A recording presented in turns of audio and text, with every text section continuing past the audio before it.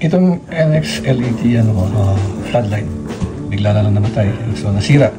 So ngayon i-try kong i-repair. So the first thing to do is, dahil seal dito, alam ang pagsilatan dito silicone. So yan ko lang ito, itatanggal ko yung tempered glass niya dito sa likod niya. So pagkatanggal ng tempered glass, tanggalin mo yung tornilyo dito. Dito, holding tempered glass. Kaya lang, kailangan minitin ito para matanggal yung tempered glass. So natanggal ko yung tempered glass, try mga tornilyo, tornilyo. So tinanggal ito reflector niya. At ito yung core light niya, LED, COD core light. So ito yung electronic control niya para sa remote. So malamang yung nasira, yan ginawa ko, pinutol ko na lang. Pinutol ko na lang connection dito. So direct ako yung connection ng AC sa core light. Kasi itong core light nito, may integrated circuit na.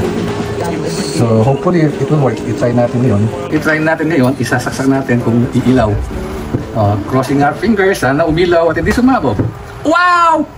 Wow! Umilaw! Ang galing! Galing talaga. Okay, that's all.